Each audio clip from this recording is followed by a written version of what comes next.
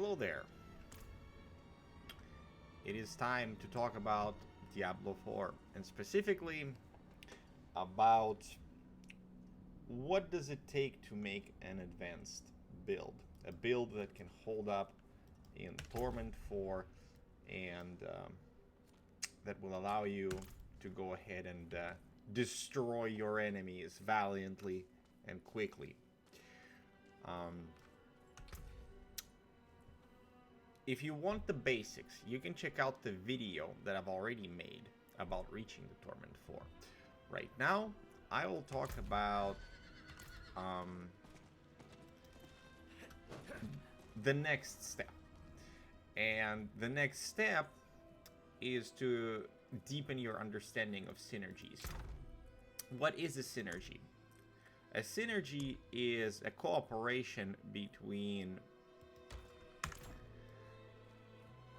your attributes, your skills, and the abilities that the items give you. Right?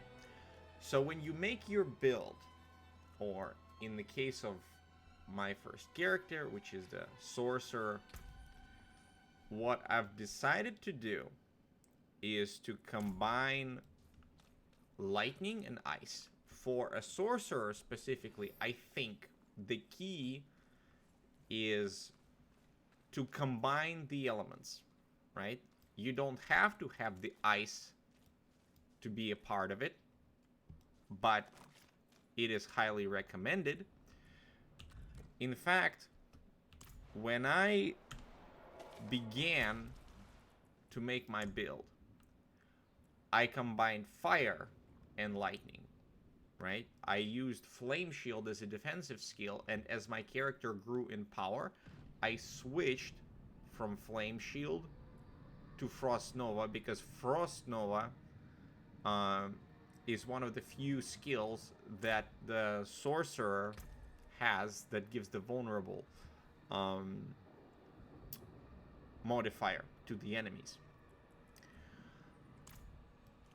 Let me just demonstrate the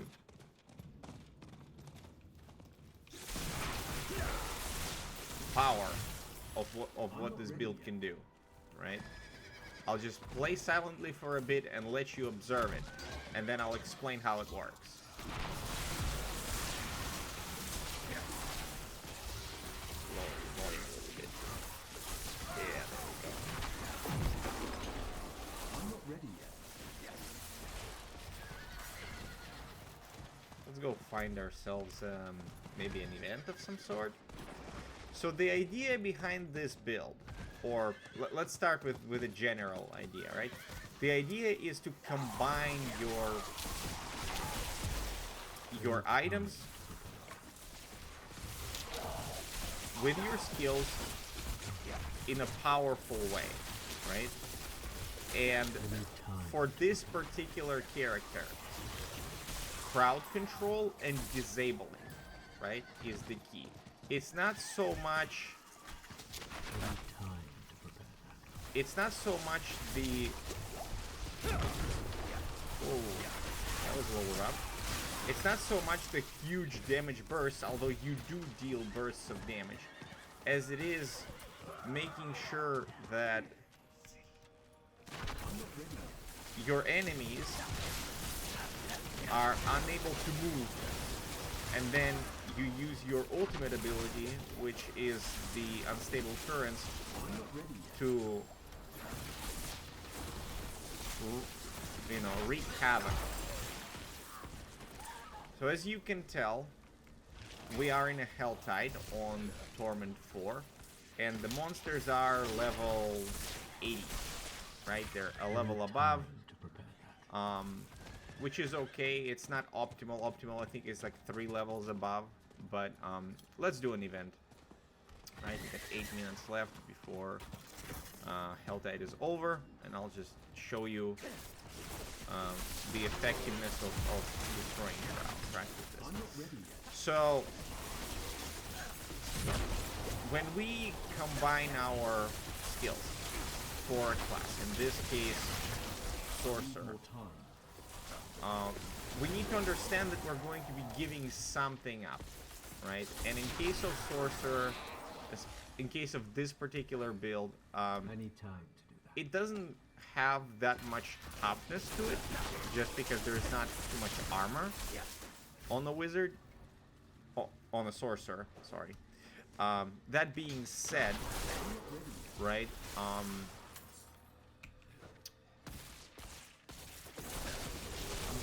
this build has a lot of mobility. Like, not as much as Whirlwind Barb naturally, but still.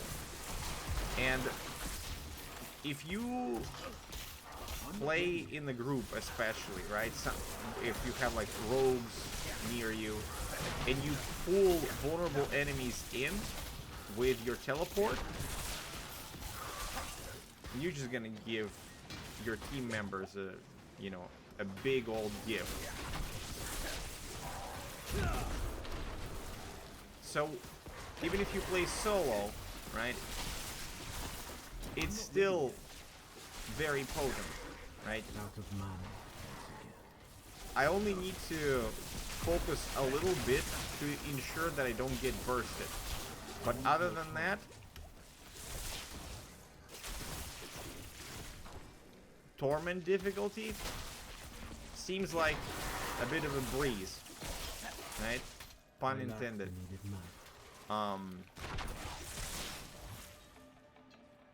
We only got a couple of more enemies to go. So, alright. Step 1, right, in making this build. Decide what you want. And what I wanted at the even in the beta, is to play the unstable currents. And unstable currents, I'd say, developed fully by the time I was level 70, like 2 Paragon boards. You need about, I'd say about 15 levels per Paragon board or something like that. And that's assuming you include the renown. Make sure you don't miss that renown. And there it is, right? The event went pretty smoothly. So unstable currents is the base, right? And the supplement originally was the flame shield to ensure that I can dash out my lightning damage and don't die.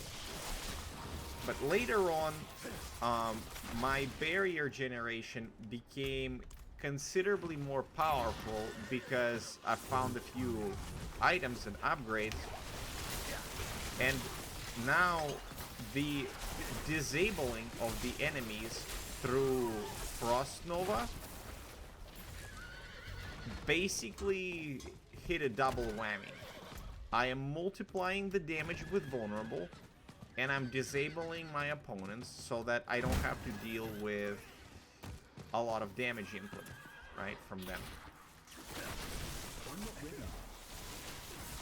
That's how it works. So for every class, I suspect what was done, right? A particular set of, not set, but a combination of uniques was created in order to accommodate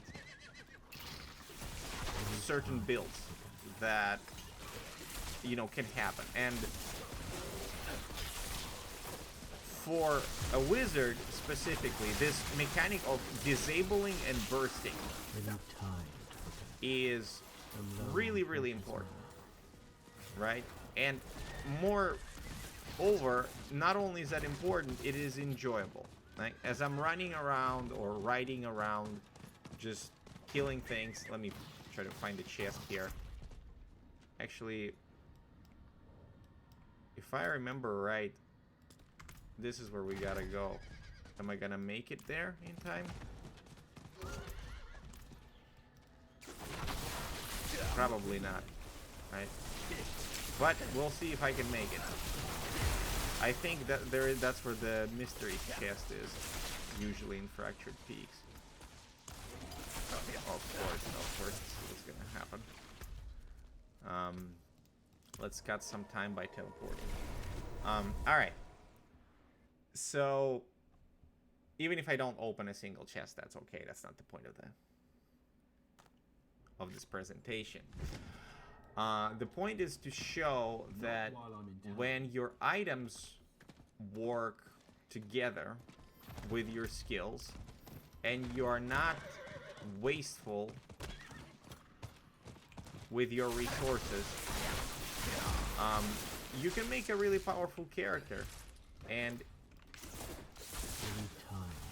this is why Diablo 4, I think, works very well. Is because you have the ability to feel like this powerhouse. Oh, well, I guess I was wrong.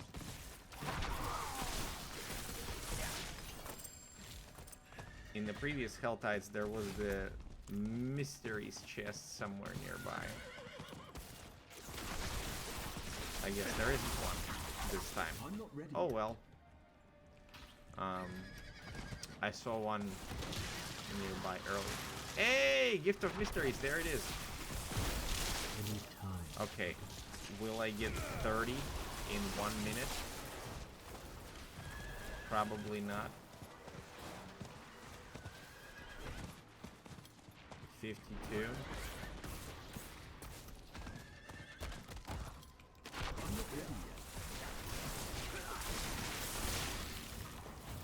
Six, 57, 60 seconds.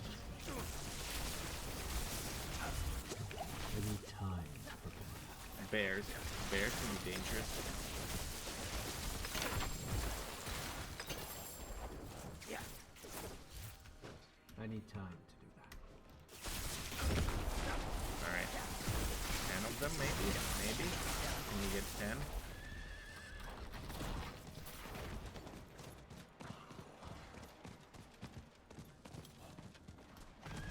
$69. 30 seconds. Out of mana.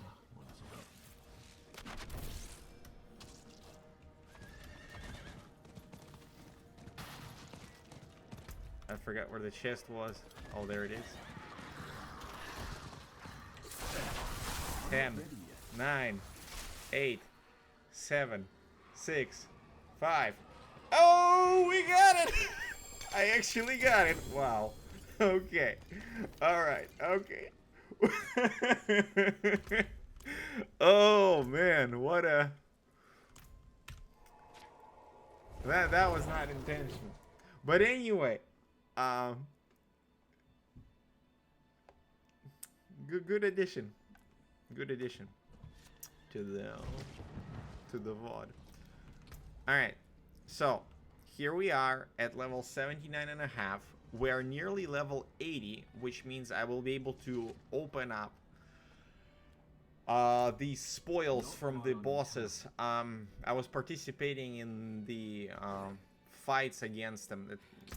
It's just a bit of a sidestep, right? And I've gotten some of those caches, but I can't even open them because I am too low of a level for the boss caches. But anyway, I'm almost there, right? Today I'll be able to open them up.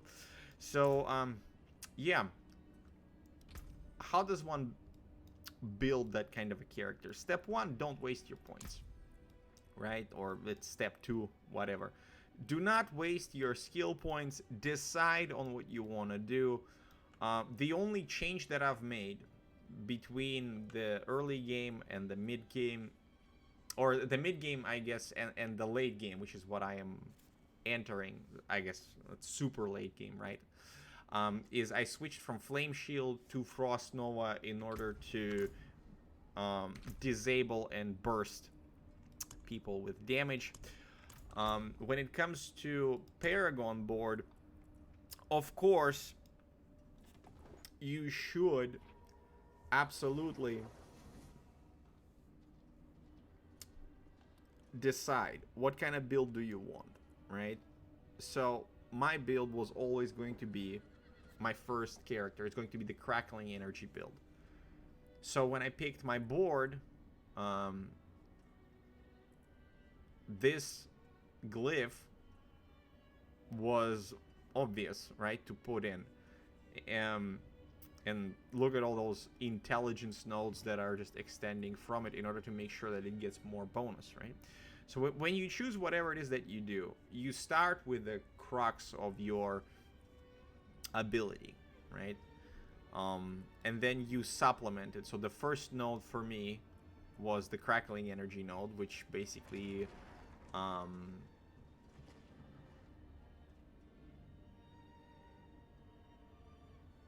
yeah,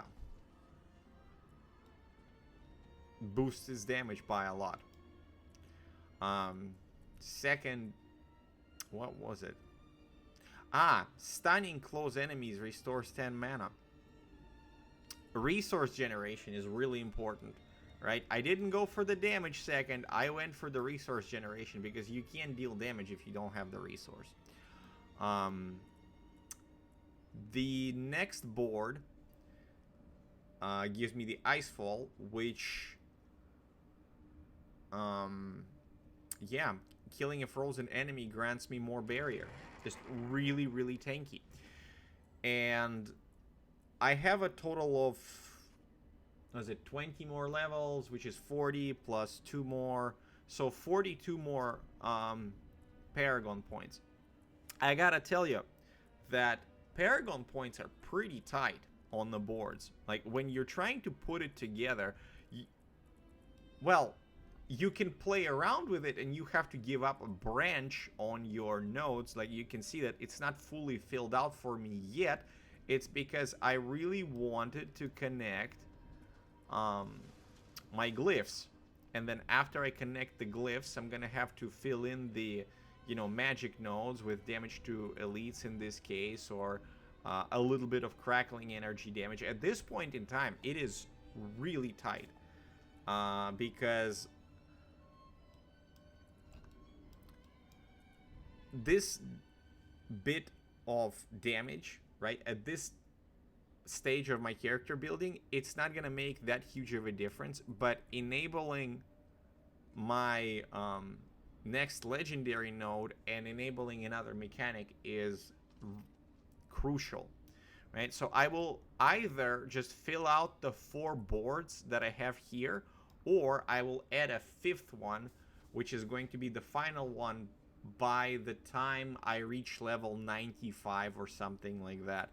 Currently, there isn't just enough wiggle room, right? Because my next movement is going to be in this area where I'm gonna put in the imbiber glyph, and then I'll fill out the frost node right here, and after that,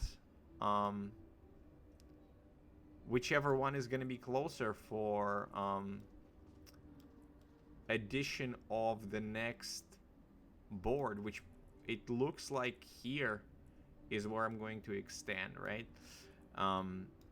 In fact, when you combine your boards, if you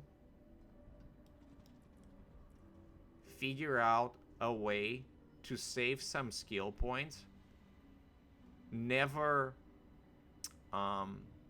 neglect it. In fact, let's see, how many points did it take me to get to here?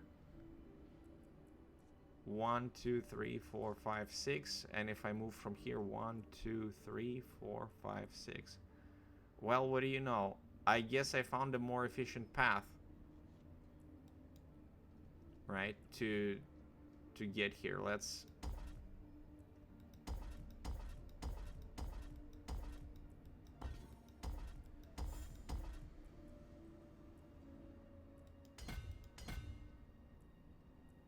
Is that gonna be it? I'm probably gonna pick up a dexterity node.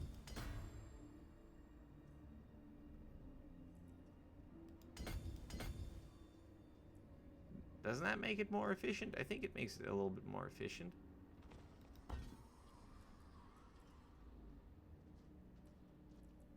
Yeah. There. Kind of.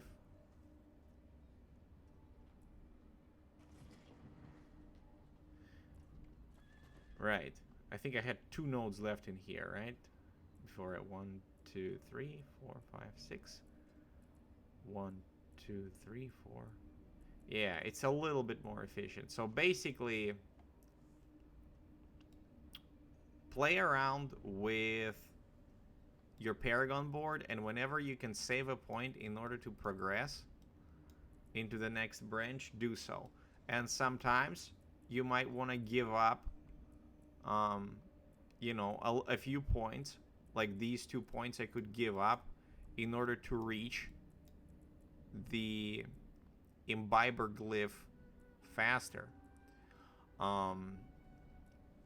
So in order for your Paragon board to be efficient, I'm not saying that my Paragon board is super efficient, but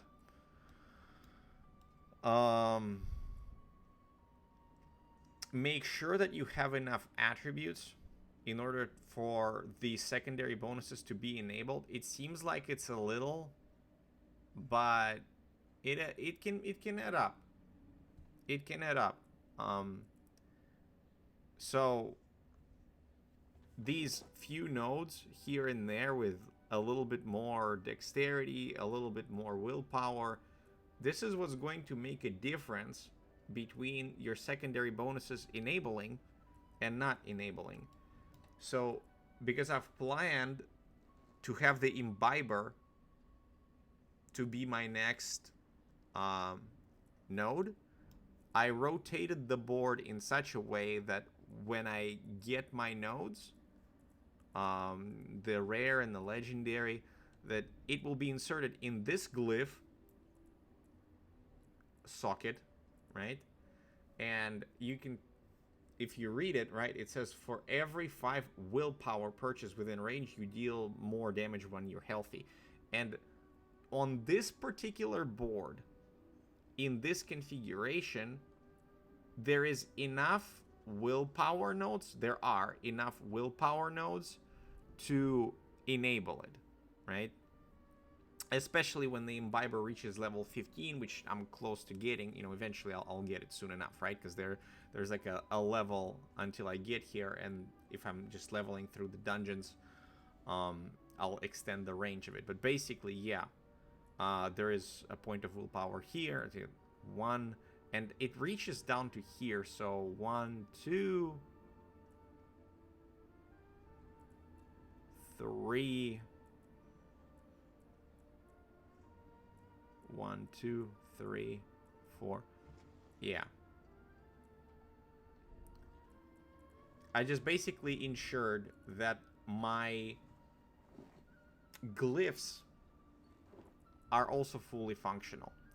So by the time I reach level 85, I guess the build will be somewhat done, and then the next Paragon board is just an icing on the cake. So the concluding piece of this, right, is what made me stir in the direction of freezing storm rather than a fiery storm. It's the uniques, right? It's the uniques that I have found. They are by no stretch perfect, right? Like this Frostburn, by the way, shout out to Diablo 2, right? Frostburn is really good. Critical strike chance on these Frostburns is really low. It's 5.3, which basically like a whole attribute, right? If it was 12, it's the same as having another average roll for critical hit chance. But lucky hit freezing the enemies gives me a disable, which means that when they are disabled, then the Ice Hard Brace kicks in. Enemies that die while frozen have a 14% chance to unleash a Frost Nova. And the final piece is the torso, raiment of the infinite.